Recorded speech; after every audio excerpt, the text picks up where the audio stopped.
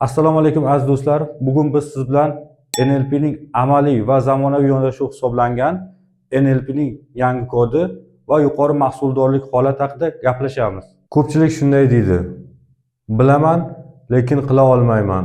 Reja bor, energiya yo'q. Boshlash qiyin. Bunday vaziyatda NLP'ning klassik yondashuvi quyidagicha savol beradi: muammo nimada? NLP'ning yangi kodining savoli esa quyidagicha bo'ladi: qaysi holatda bo'lsam bu muammo bo'lmaydi? Jon Grinder aynan shu savol tufayli NLP'ning yangi kodini tanladi.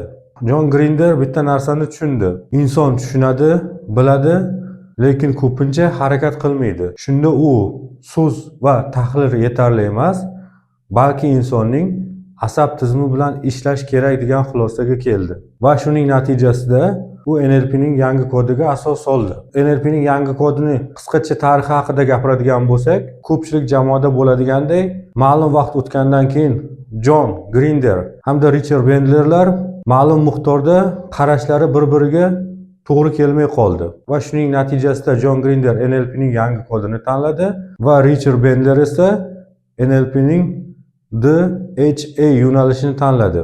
Jon Grinder NLP'ning yangi kodini tanlashda u ko'p sayohat qilardi. Sayohat natijasida u shamanlarning hayot faoliyatini juda chuqurlik bilan o'rgandi va shunga guvoh bo'ldiki, kimgadir maslahat berishda yoki qanaqadir muhim qaror qabul qilishdan oldin yoki o'zlaridagi ma'lum bir urf-odatlarni bajarishga, misol uchun yomg'ir chaqirish bo'ladimi, shunaqa vaziyatlarda ular ko'pincha yuqori mahsuldorlik holatiga kirardi.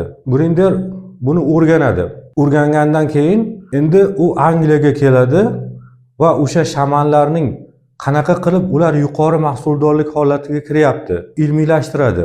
Va shuning natijasida u alfavit o'yinini yaratadi. Alfavit o'yinini o'ynagandan keyin inson yuqori mahsuldorlik holatiga kiradi. Biz bilamizki, inson miyasi chap yarim sharlar va o'ng yarim sharlardan tashkil topgan. Yozib qo'yamiz: chap va o'ng yarim sharlari. Endi bir xil insonlarda ko'pincha chap yarim sharlari faol ishlaydi, bir xil insonlarda esa o'ng yarim sharlar faol ishlaydi. Jon Grinder inson yuqori mahsuldorlik holatiga kirish uchun aynan chap va o'ng yarim sharlarni birga ishlash kerakligini taklif qiladi. Ya'ni shu alfavit o'yini orqali insondagi chap va o'ng yarim sharlarni faollashtiradi. Alfavit o'yinini inson 10 daqiqa, 15 daqiqa davomida agar o'ynasa, u kamida 3 soat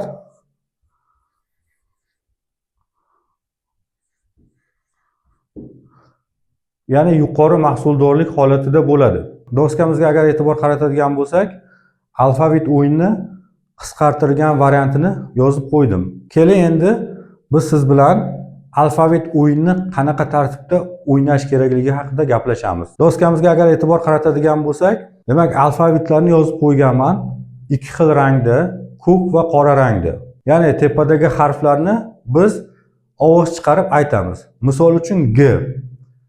G'ni aytgandan keyin pastdagi qora yozuvda Ch yozib qo'yibdi. G harfini aytamiz va chap qo'limizni ko'taramiz. Keyingisi B harfi turibdi. B harfini aytamiz va U, demak o'ng qo'limizni ko'taramiz. Keyingisi misol uchun O harfi turibdi. O harfini aytamiz va yana tagidagi harfga e'tibor beramiz. Demak U, ya'ni o'ng qo'limizni ko'taramiz. Ana endi keyingisi Y harfi turibdi.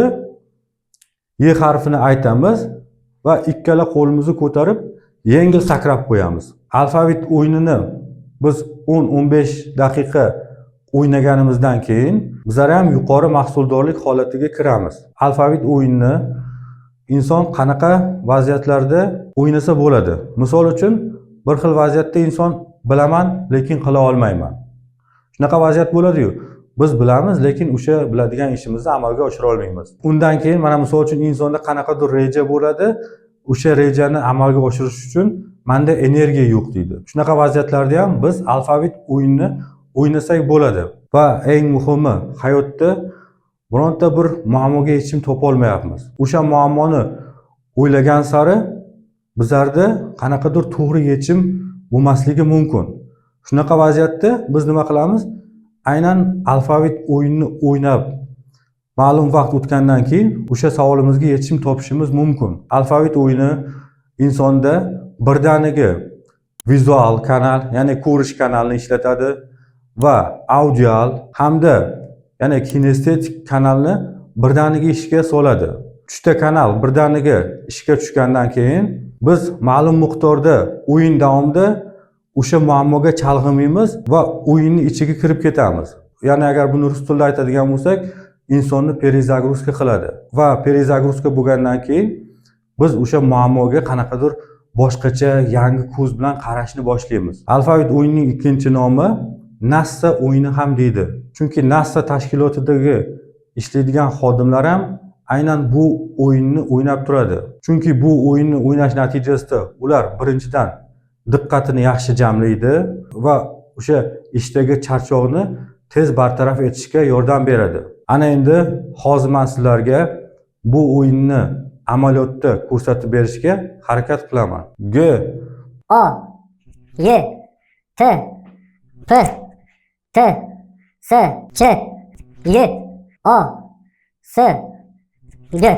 Hozir men sizlarga amaliyotda alfavit o'yinini o'ynash tartibini ko'rsatib berdim. Alfavit o'yini xuddi shu tartibda o'ynaladi. Faqat biz bitta narsaga e'tibor berishimiz kerak bo'ladi. Alfavit o'yinini o'ynashda boshida inson sal chalkashligi mumkin. Bu tabiiy hol. Nimaga menda o'xshamayapti, nimaga menda chiqmayapti deb inson bu bosqichda o'zini ayblash kerak emas. Biz ma'lum vaqt alfavit o'yinini o'ynagandan keyin bizlar qo'limiz va harakatlarimiz o'yin ritmiga tushishni boshlaydi. Ana endi biz o'yinga moslashgandan keyin ma'lum miqdorda biz o'yinni qiyinlashtirishimiz kerak bo'ladi. Misol uchun, chap qo'limizni ko'targanimizda bunga qo'shimcha tarzda o'ng oyog'imizni ham ko'tarishimiz kerak bo'ladi. Yoki o'ng qo'limizni ko'targanimizda chap oyog'imizni ko'tarishimiz kerak bo'ladi parallel. O'yinni 10-15 daqiqa o'ynagandan keyin inson yuqori mahsuldorlik holatiga keladi. Videoni opisaniyasiga o'yinni to'liq PDF variantini yuklab qo'yaman. O'sha yerdan olib o'ynashinglar mumkin. Video agar foydali bo'lsa, like bosing va kanalimizga obuna bo'ling. Ma'lumotlarimiz shulardan iborat. Xayr.